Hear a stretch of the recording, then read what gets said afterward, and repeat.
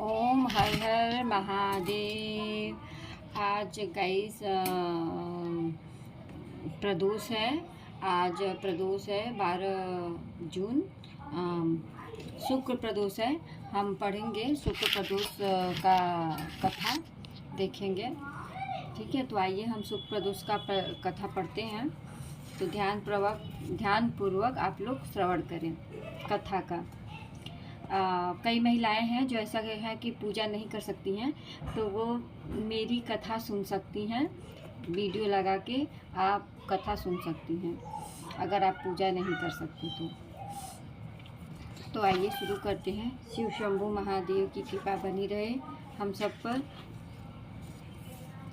ओम हर हर महादेव शिव शंभु। शुक्र प्रदोषवत कथा। शुक्र प्रदोष की विधि सोम प्रदोष की भांति ही है। इस दिन सफ़ेद वस्तुओं से देवता की पूजा करनी चाहिए तथा ब्राह्मणों को सफ़ेद भोजन खीर आदि खिलाना चाहिए, जिससे शुक्र देवता प्रसन्न होते हैं एवं समस्त सुखों को प्रदान करते हैं, क्योंकि शुक्र भोगों एवं सुखों के स्वामी हैं।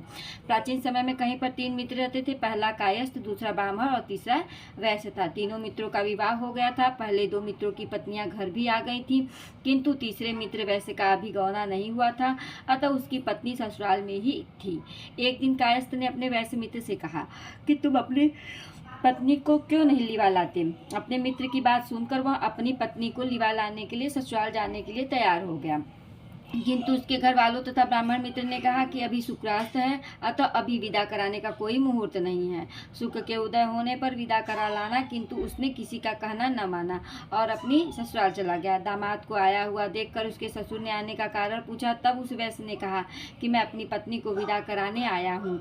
ससुराल वालों ने कहा कि अभी शुक्रास्त है, अतः विदा करना उचित नहीं है, किंतु वह उनकी बात को नहीं माना। अंत में ससुराल वालों ने लाचार होकर अपनी पुत्री सहित उसे विदा कर दिया। रास्ते में घनघोर जंगल में रथ का पहिया टूट गया, जिससे रात को वहीं रुकना पड़ा और चोरों ने उनका समस्त धन लूट लिया। वह उस वैश्य को काफ़ी चोटें भी पहुंची। इस प्रकार के अनेक संकटों को सहन करते हुए जब वह लोग अपने घर पहुंचे, तो वहां पर घर में प्रवेश करते ही एक जहरीले सर्प ने उस वैश्य को डस लिया और उसके शरीर में जहर फैल गया। वैश्य की दशा देखकर उसकी नववधु विलाप करने लगी। इतने में उसका ब्राह्मण मित्र आ गया। उसने कहा कि मेरे मना करने पर भी अभी शुक्रास्त है, विदा कराना उचित नहीं है, किंतु किसी का कहना न मानकर इन्होंने विदा कराई है। इसी कारण इस प्रकार का दुख प्राप्त हुआ। अतः यदि यह अपनी पत्नी सहित वापस ससुराल लौट जाए तथा शुक्रोदय होने पर आए, तो निसंदेह इसके कष्ट दूर हो जाएंगे। ब्राह्मण मित्र की बात को सुनकर उस वैश्य की पत्नी अपने पति के साथ मायके वापस चली गई। वहां जाते ही वैश्य का जहर उतर गया और उसे होश आ गया। सभी लोग अत्यंत प्रसन्न हुए। शुक्र का उदय हुआ। तब वह वैश्य अपनी पत्नी को विदा करा के अपने घर आया और आनंद पूर्वक रहने लगा। शुक्रास्त में कोई मांगलिक कार्य नहीं करना चाहिए। इस कथा को पढ़ने या सुनने से समस्त पाप नष्ट हो जाते हैं। वह पाप नष्ट हो जाते हैं, वह सभी सुखों की प्राप्ति होती है। तो एक बार बोलिए हर हर महादेव, शिव शंभु महादेव की जय। तो ये थी शुक्र की कथा, शुक्र प्रदोष की कथा। मैंने जैसा कि आपको पहले भी बताया था कि शुक्र की कथा सुनने के बाद पच प्रदोष जरूर पढ़ना चाहिए। मतलब कोई भी प्रदोष की कथा, जैसे शुक्र प्रदोष, शनि प्रदोष, मैंने अपने अगले कथा में भी बताया था, उसको पढ़ने के बाद पच प्रदोष पढ़ना अनिवार्य है। तो आइए पच प्रदोष भी पढ़ते हैं। वैसे खैर मैंने पच प्रदोष अपनी उस वीडियो में डाला है, लेकिन आप लोग फिलहाल पच प्रदोष इसमें भी मैं पढ़ती हूँ, तो पढ़ लेती हूँ। जय शिव शंभु महाराज जी। सूत जी के मुख से इतनी कथा श्रवण कर ऋषियों के मध्य में बैठे महर्षि गर्गाचार्य बोले, हे महामुने, आपने हमारे ऊपर परम कृपा करके प्रदोषवत का विधान बताया। अब आप विशेष कृपा करके हम लोगों को पच प्रदोषवत का विधान बताने की कृपा कीजिए। तब सूत जी बोले, हे ऋषियों, मैं आपकी इच्छा अनुसार पच प्रदोषवत का विधान वर्णन करता हूँ, आप लोग ध्यानपूर्वक श्रवण कीजिए। एक ग्राम में एक अत्यंत निर्धन ब्राह्मणी रहती थी, जिसे मृत भरपेट भोजन भी नहीं मिलता था। इससे दुखी होकर वह वन में चली गई। चलते चलते वह सांडिल्य मुनि के आश्रम में जा पहुंची। उन्हें दंडवत कर अपनी दुख भरी गाथा सुना दी, जिसे सुनकर सांडिल्य ऋषि को दया आ गई। वे बोले, मैं तुमको दुखों से छुटकारा पाने का सरल उपाय बताता हूँ। तुम विधि पूर्वक प्रत्येक मास की त्रयोदशी को प्रदोष व्रत रहा करो। इससे भगवान शंकर तुम पर प्रसन्न होंगे, सारे दुख दायित्व को दूर कर तुम्हें सुखी बनाएंगे। यह सुनकर ब्राह्मणी बोली, हे महामुनि, आप दया करके मुझे प्रदोष व्रत का विधान बताने की कृपा करें, मैं इस व्रत को अवश्य करूंगी। सांडिल्य मुनि बोले, जिस दिन त्रयोदशी हो उस दिन प्रभात बेला में शय्या त्याग, शौच आदि क्रियाओं से निवृत्त हो स्नान कर एक लोटे में स्वच्छ जल लेकर पद्यासन लगाकर ओम गंगा विष्टाओ नमः, ओम भगवते वासुदेवाय नमः, ओम गोविंदाय नमः, इन तीनों से आचमन करें। फिर हाथ स्वच्छ कर पुनः हाथ में जल ले। ओम अपवित्रः पवित्रो वा सर्वास्थां गतोपि वा यः स्मरेत पुण्डिकाक्षं सह बाह्याभ्यंतर शुचि। इस मंत्र से अपने देह का पुनः हाथ में जल लेकर संकल्प करे, हे महादेव, मैं आपकी शरणागत हूँ। हे गौरापते, मेरे सकल दुख दारिद्र्य का नाश कीजिए। आशुतोष, मुझे वरदान दीजिए और मेरी पूजा प्रार्थना स्वीकार कीजिए। कहकर जल को धरती पर छोड़ दें। तत्पश्चात शांति से भगवान भोले शंकर का पूजन आरंभ करें। शिव जी को स्नान, परिधान, धूप, दीप, नैवेद्य, बिलपत्र अर्पण कर आरती करें। इसके बाद ध्यान करें कैलाशपति, जिनके मस्तक पर गंगा की पवित्र धारा प्रवाहित हो रही है।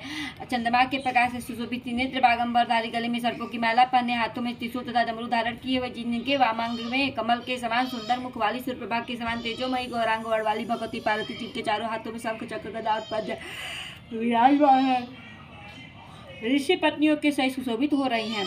इसके अनंतर मंत्रों द्वारा ओम धर्माय नमः, ओम ज्ञानाय नमः, ओम वैराग्याय नमः, ओम ऐश्वर्याय नमः कहकर कात्यायनी, सरस्वती और लक्ष्मी जी का पूजन करें। इंद्र, वरुण, कुबेर आदि का स्मरण कर इस प्रकार प्रार्थना करें, हे देव, आप ही सकल जगत के स्वामी हैं, आप ही दुखियों के दुख हरता, विपत्तियों से रक्षा करने वाले और भक्तों का कल्याण करने वाले हैं। हे नाथ, मैं आपकी शरण हूँ। हे प्रभु, मेरे दुख को दूर कर मुझे भाग्यशाली बनाइए। तदंतर यथाशक्ति ब्राह्मणों को दक्षिणा दे, भोजन कराएं और आशीर्वाद प्राप्त करें। सांडिल्य ऋषि बोले, हे पुत्री, मैंने जो शिव पूजन का विधान तुमको बताया, इसका 1 वर्ष पर्यंत पालन करने से तुम्हारे समस्त दुख दूर हो जाएंगे और तुम्हारा कल्याण होगा। सौनकादिक ऋषि बोले, हे मुनिश्रेष्ठ, आपने जो ब्राह्मणी की कथा सुनाई वह अत्यंत रोचक तथा कल्याणकारक है। अब आप हमें यह बताइए कि उस ब्राह्मणी ने व्रत किया या नहीं, यदि व्रत किया तो उसे क्या फल प्राप्त हुआ। सूत जी बोले, हे ऋषि, अब तुमको तो वही कथा सुनाता हूँ, ध्यानपूर्वक श्रवण करो। दयोग से उस दिन त्रयोदशी ही थी, अतः ब्राह्मणी ने ऋषि की कथा अनुसार व्रत करना आरंभ कर दिया। कुछ समय व्यतीत होने पर ब्राह्मणी का छोटा लड़का तालाब में स्नान करने गया तो भगवान शंकर की कृपा से उसे रास्ते में सोने से भरा हुआ कलश प्राप्त हुआ। वह मन में आनंदित होता हुआ ब्राह्मणी के समीप आकर बोला, हे माता, भगवान शंकर की दया से मुझे यह सोने से भरा हुआ कलश प्राप्त हुआ है। ब्राह्मणी बोली, दोनों भाई इसका आधा आधा भाग ले लो। यह सुन बड़ा भाई धर्मगुप्त बोला, हे माता, मेरा इस पर कोई अधिकार नहीं है, तो छोटे भाई का ही भाग है, तब मैं नहीं लूंगा। यदि भगवान शंकर की कृपा होगी तो मुझे भी धन प्राप्त होगा। और बड़े भाई ने धन नहीं लिया। कुछ काल व्यतीत होने पर एक दिन दोनों भाई विचरण करते हुए एक वन के मध्य में पहुंचे। वहां उनको अनेक रूपवती गंधर्व कन्याएं क्रूर करती हुई दिखाई पड़ी। देख सुचिवत नामक छोटा भाई बोला, मैं स्त्रियों में नहीं जाऊंगा। वह वहीं रुक गया। बड़ा भाई राजपूत कन्याओं के समूह में जा पहुंचा। उसके सुंदर स्वरूप को देख उनमें से एक गंधर्व कन्या उस पर मोहित हो टकटकी लगा उसे रुकने लगी। अन्य गंधर्व कन्या राजपूत को देख उससे कुछ दूर चली गई और राजपूत तथा गंधर्व कन्या वहां रह गई। तब वह उसके समीप गया। गंधर्व कन्या ने उससे प्रश्न किया, आप कौन है और इस प्रकार आपका कैसे आना हुआ। तब राजपुत्र बोला, मैं विदर्भ देश का राजकुमार धर्मगुप्त हूँ। मेरे पिता का स्वर्गवास हो गया और शत्रुओं ने हमारा राज्य छीन लिया है, अतः मैं विवश होकर अपनी रक्षा हेतु इस वन में आया हूँ। अब आप भी अपना परिचय देने की कृपा करें। तब वह गंधर्व कन्या बोली, मैं विद्वान नामक गंधर्व की पुत्री हूँ। मेरा नाम अंशुमति है। मैंने अपनी सूक्ष्म बुद्धि द्वारा आपके मन की भावना जान ली है। आप मुझ पर अनुरूप है। मेरा मन भी आपको देखकर चंचल हो रहा है। प्रजाति ईश्वर ने हम दोनों का निर्माण एक दूसरे के लिए भी किया है। इतना कह गंधर्व पुत्री ने राजपुत्र के गले में अपनी मणिमाला पहना दी। तब राजपुत्र बोला, हे सुमुखी, मैंने तुम्हारा यह प्रेमोपहार स्वीकार कर लिया, किंतु मैं अत्यंत निर्धन हूँ। मेरा तुम्हारा विवाह कैसे हो सकेगा। तब अंशुमति बोली, हे राजपुत्र, आप चिंता न करें। मेरे माता पिता आपको देखकर बड़े प्रसन्न होंगे और विवाह की स्वीकृति दे देंगे। परसों प्रातःकाल आप यहाँ पर अवश्य आना। इतना सुन राजपुत्र गंधर्व कन्या से विदा मांग अपने घर आया। सारा हाल अपनी माता को सुना और सब लोग शिव पूजन करके सो गए। सूत जी महाराज बोले, हे ऋषियों, तीसरे दिवस राजपुत अपने भाई सुचिवत के साथ लेकर उसी वन में गया। उधर वह गंधर्व कन्या अंशुमति भी अपने पिता विद्रोह को अपने साथ लेकर आए। गंधर्व राज ने जब राजपुत को देखा तो अत्यंत प्रसन्न होकर बोला, हे राजपुत, कल मैं कैलाश पर्वत पर शिव जी के पास गया था। भगवान शंकर ने इस कन्या के योग्य वर की प्रार्थना की थी। तो उन्होंने कहा कि धर्मगुप्त नामक मेरा एक भक्त पृथ्वी पर निवास करता है, उसका राज्य उसके शत्रुओं ने छीन लिया है, वही इस कन्या के योग्य श्रेष्ठ वर है। तुम उसी के साथ अपनी कन्या का विवाह कर दो और उसकी सहायता करके उसका राज्य उसे वापस दिलाकर राजा बना दो। हे राजपुत्र, शिव जी की आज्ञा अनुसार मैं आपकी कन्या का विवाह आपके साथ करने के लिए प्रस्तुत हूँ। गंधर्वराज की बात सुनकर राजपुत्र ने भी अपनी स्वीकृति दे दी। तब गंधर्वराज ने अपनी कन्या का विवाह राजपूत के साथ कर दिया। दहेज में हीरे मोती जवाहरात सोना चांदी अगणित दास दासी और शत्रुओं का विनाश करने के लिए विशाल चतुर्गिनी सेना प्रदान की और सबको यथायोग्य स्वागत सत्कार सहित विदा कर आप अपने लोक को गया। इधर राजपुत्र ने अपनी समस्त सेना ले विदर्भराज पर चढ़ाई कर दी, युद्ध में उसका वध कर दिया एवं अपने शत्रुओं का विनाश किया और पुनः विदर्भ का राजा बनकर आनंदपूर्वक राज करने लगा। धर्मगुप्त के विदर्भ देश के राजा बन जाने पर उसका छोटा भाई सुचिवत और उसकी माता अति आनंदपूर्वक भगवान शंकर का गुणानुवाद करते हुए जीवन व्यतीत करने लगे। इस प्रकार जो भी पुरुष या स्त्री प्रदोषवत का श्रद्धा भक्ति सहित शिव जी का पूजन करेगा, उसके दुख दारिद्र नष्ट होकर सभी मनोरथ पूर्ण होंगे। सूर्य जी बोले, हे ऋषियों, समस्त व्रतों में सबसे श्रेष्ठ है और प्राणी मात्र की समस्त मनोकामनाओं को पूर्ण करने वाला है। इसको विधि विधान से करने पर जन्म जन्मांतर के समस्त पाप नष्ट हो जाते हैं और प्राणी पृथ्वी के समस्त सुखों का उपभोग कर अंत काल में शिवलोक प्राप्त करता है। ओम हर हर हर महादेव बोलो। ओम हर हर हर महादेव। हटो हटो हटो हटो, परेशान नहीं करो बेटा। हाँ, पहले हर हर महादेव बोलो तो। हर हर महादेव। यहाँ पे कथा समाप्त होती है। बाबू मेरा बहुत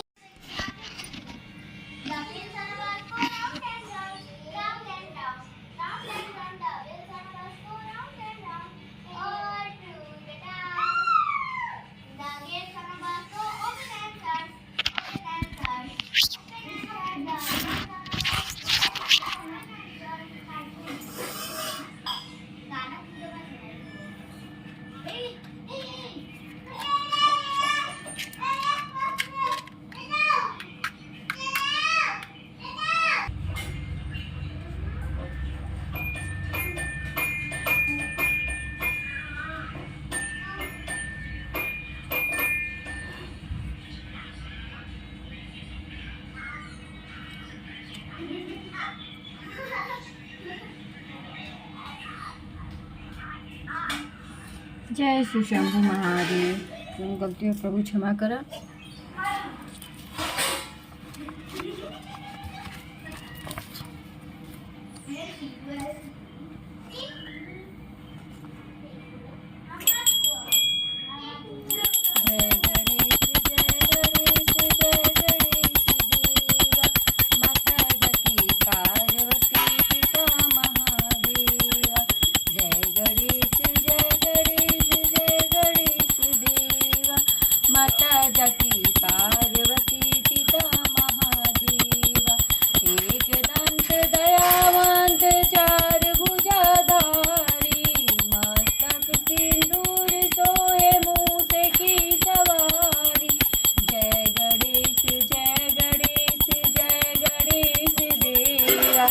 माता जाकी पार्वती पिता महादेव।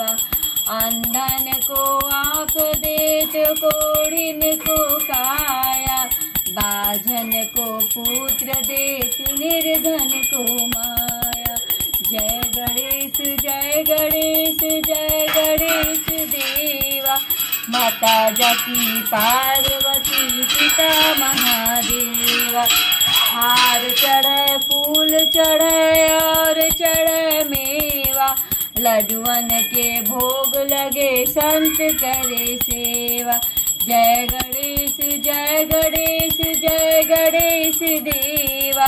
माता जाकी पार्वती पिता महादेवा। दीनन की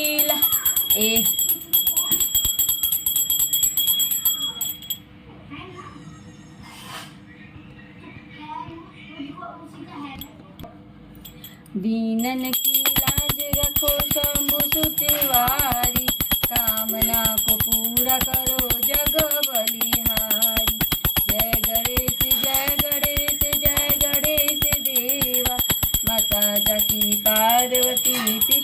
महादेव। लो श्री गणेशाय नमः। सब बर्तन उठा के उसमें रख दो किचन में। बाबू सब फैला दे रहा है, परेशान करके रखा है एकदम। जय शिव ओंकारा भज जय शिव ओंकारा, ब्रह्मा विष्णु सदा शिव अर्धांगी दारा। जय शिव ओंकारा एकानन चतुरानन पंचानन राजे, हंसासन गरुड़ासन विश्वाहन साजे। जय शिव ओंकारा दो भुज चार चतुर्भुज, दस भुज ते सोहे, तीनों रूप निरखते त्रिभुवन जन मोहे। जय शिव ओंकारा श्वेतांबर पीतांबर बाघांबर अंगे, सनकादिक प्रेतादिक भूतादिक संगे। जय शिव ओंकारा अक्षमाला बनमाला मुंडमाला धारी, त्रिपुरारी मुरारी करमाला धारी। जय शिव ओंकारा कर के मादक मंडल चक्र त्रिशूल धारी, सुखकारी दुखहारी जगपालनकारी। जय शिव ओंकारा ब्रह्मा विष्णु सदा शिव जानत विवेका, प्रणवाचल में शोभित ये तीनों एका। जय शिव ओंकारा लक्ष्मी वर सावित्री पार्वती संगा, पार्वती अर्धंगी शिवलहरी गंगा। जय शिव ओंकारा पर्वत में पार्वती जी विराजत शंकर कैलासा, मांग धतूरे के भोजन बसनी में वासा। जय शिव ओंकारा शिव की जटा में गंगा बहत है, शेषनाग लिपटावत ओढ़त मृग छाला, काशी में विश्वनाथ विराजत नंदी ब्रह्मचारी, नित्य उठ दर्शन पावत महिमा अति भारी। श्री गुरु स्वामी की आरती जो कोई नर गावे, कहत शिवानंद स्वामी कहत हरि हरि स्वामी, मन वांछित फल पावे। जय शिव ओंकारा जय शिव ओंकारा भज जय शिव ओंकारा, ब्रह्मा विष्णु सदा शिव अर्धांगी दारा। जय शिव ओंकारा। ओम हर हर हर महादेव। एकदम परेशान करके रख दिए हो। हाँ चलो पहले पूजा करने दो। हाँ ठीक है देती हूँ, रुको। हाँ देती हूँ, एक मिनट। ये पहले दो, पहले हाँ ये जला लेती हूँ, फिर इसको घंटी चाहिए भाई, इसको घंटी चाहिए। हाँ हाँ लो देती हूँ। वेट बेटा, वेट बस हो गया है पूजा। देती हूँ प्लीज, वेट 2 मिनट्स। ओके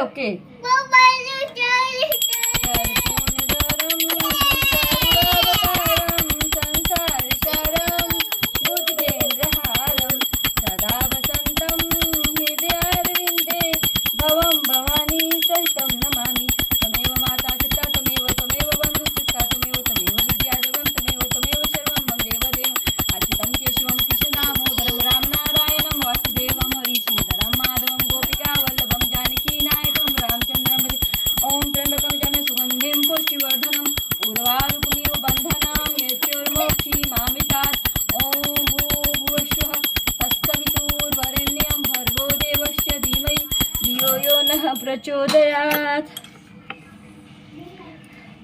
आचमन कर लो भाई, इसको घंटी चाहिए, लो घंटी, लो बजाओ।